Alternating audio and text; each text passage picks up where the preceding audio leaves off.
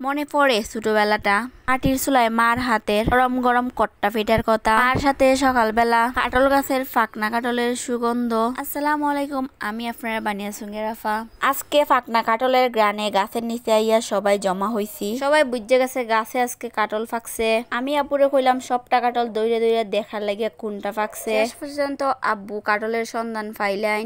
আমি ময়ূর মাঝে দৌড়ে রাখলাম আর আব্বু এখানে কাটল ফাটতেছে। অফ ক্যামেরায় আদিলের নানুরে রাখছি কাটল ধরার লাগি। এই গাছের জীবন একটা কাটল আইছে না। আমি সবাই কইলাম আমার ফুরি বাড়ির রহমত লই আইছে, দেখো কত কাটল আইছে। মাশাল্লাহ মাশাল্লাহ সবাই একটু কইয়ে দিবা। এরপরে মাটির চুলাত পাতিল বানি হইছে কট্টা পিঠা বানানির লাগি। আমার আম্মা এই প্রসেসে কট্টা পিঠা বানায়। আর আমি যখন ভিডিও নিতেছিলাম তখন অলরেডি সবার খাওয়া দাওয়া শেষ। এখন আমার লাগি পিঠা বানাইবাইন। আমি কইলাম আমার ছোট কাপ দিয়ে দেওয়ার লাগি, আমি বড়টা শেষ করতে পারতাম না। পরে দেখলাম কাপ দিয়ে হইতেছে না, আবার সেই কট্টা লইলেন, কট্টা দিয়ে আবার পিঠা বানাই দিলেন আমারে। আমরা বানিয়েছি এই পিঠাটারে কট্টা পিঠা কই। আপনার এলাকায় এই পিঠাটারে কি পিঠা খাওয়া হয় একটু কমেন্ট করে জানাইবেন। আর আজকে আমি চেষ্টা করতেছি, আমি যেভাবে কথা কই এভাবেই চেষ্টা করতেছি বয়সটা দেওয়ার। বয়স দেওয়ার সরাসরি কথা কওয়ার মাঝে তো একটু পার্থক্য থাকেই, তবু অনেকেই আইয়া ভুল ত্রুটি ধরবেন। তো আপনারা অবশ্যই ভুল ধরে একটা কমেন্ট করে যাইবেন।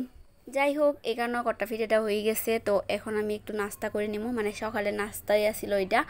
তো এখানে আমি পিঠার সাথে এখানে কাঁঠাল নিছি, গাছের কাঁঠাল নিছি। আর কাঁঠালের কুচগুলো মাশাল্লাহ একটু সুন্দর আছিল। আর আমরা সবাই শক্ত কুচটাই পছন্দ করি, নরম হলে কেউ খাইতো না।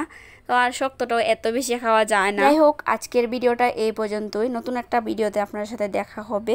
তো একটু অসুস্থ যেহেতু ভিডিওটা আর লম্বা করলাম না। সবাই ভালো থাকেন, আল্লাহ হাফেজ।